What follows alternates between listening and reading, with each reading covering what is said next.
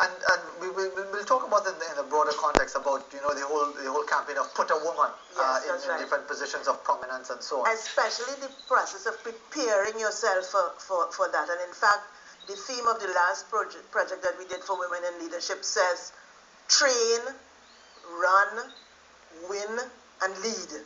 There's a process by which women have been preparing themselves for the leadership, but it comes with a certain level of preparation.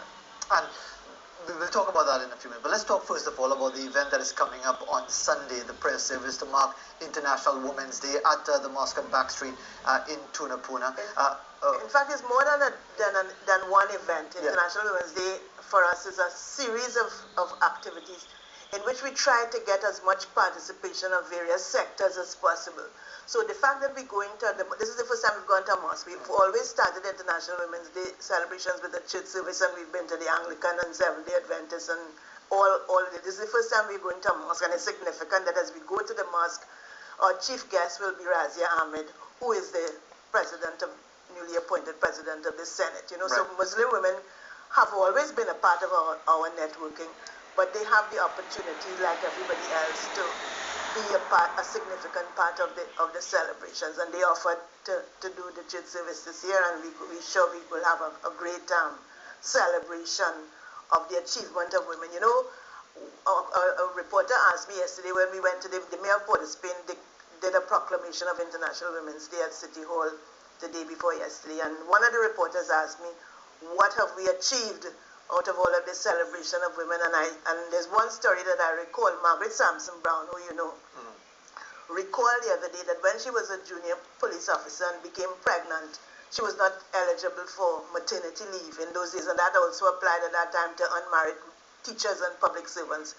And we went outside the commissioner's office and marched on the street so that she could, and other women could become eligible for maternity leave. So these changes that women now come along and take for granted didn't just happen like that. It happened because people and women organize themselves. In fact, we've been doing International Women's Day for 58 years now, when maternity leave was one of the issues that needed to be lobbied for. And there are a whole lot of other things. Yeah, there are so many issues that are related to that. But just on the theme, make it happen. It seems to suggest a degree of impatience, as if to say, look, we're talking, we're planning, we're preparing. It's time to make it happen. It's time to make it happen. And there are some specific things that we want to make happen. You can't make everything happen at once. But for this year, we've chosen two specific issues that we're going to make it happen. Apart from your national gender policy, which kind of is an ongoing pain, what should I say? There are two groups that we want to focus with. There's the one is the women who are differently abled, and I think it's important for us to see how our network works. The network doesn't work to do things for people; it works to empower people. So we've got for International Women's Day, for example, the women who are differently able to organize their own function with support from us. And what they will do on the 25th of March will be a whole day at the Seventh-day Adventist Hospital in Kukrit, where services that women with disability would not normally have access to will be offered to them, and information that they would not normally have access to could be offered. That is the kind of empowerment of women that we do as part of International Women's Day. The other make it happen that we have is a big one. There are 11 juvenile girls now being held at the women's prison in Aruca. They have no business here. In fact, the law says. So why are they there? Because there is no alternative arrangement for holding them. And why are they there? They're there. One is there charged with murder, one is charged with armed robbery. The majority of them are not charged with anything. They are being held in what they call uncontrollable, out of control, or disobedience of school rules. The ones where there's need for some rehabilitation and process, but there's no appropriate facility for them. And we've been dealing with this issue for 10 years now. And we have come to the point that this year, we're going to make it happen. We're going to make it happen that there are alternative arrangements for those girls to continue their education, because they are girls and the law says that you're supposed to be in school up to age 16. Make available to them. We're starting off this process of the work with the girls with an assessment process, because of each of them are in different situations. There are ones who have O levels and there are ones who can't read. There are ones who, one is pregnant. You know, there are all kinds of situations. So we need to be able to do the assessment of each one to get the appropriate intervention and then to get appropriate agency of people who can make that happen. And that is what we mean by make it happen. We cannot continue talking about these issues and begging and writing letters. We have to do something about it. Is it the case, Hazel Brown, that in 2015 that women and girls are still significantly disadvantaged as opposed to men? They are. And I use the best example that I know.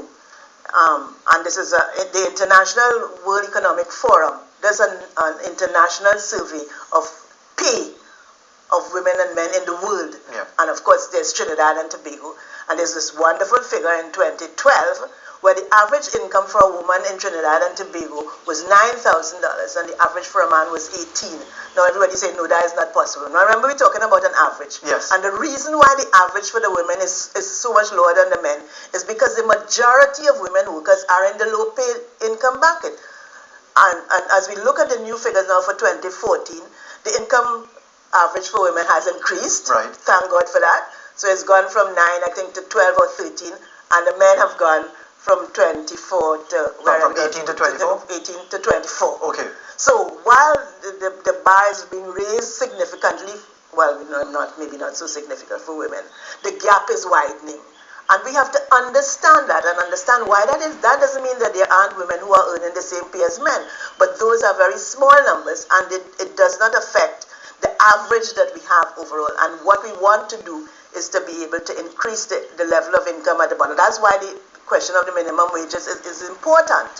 And of course it goes to the disadvantage that women face in the low income bracket, goes to people who aren't paying the national insurance, goes to people who aren't giving them the maternity leave, aren't giving them basic conditions of work that are decent. All of those issues remain on the table. Of course, there are a lot of other things, the increasing gender-based violence that women and girls face in Trinidad and Tobago, and to the extent that they've now been encouraged to report more. The numbers are mind-boggling. And you have to ask yourself, why is it?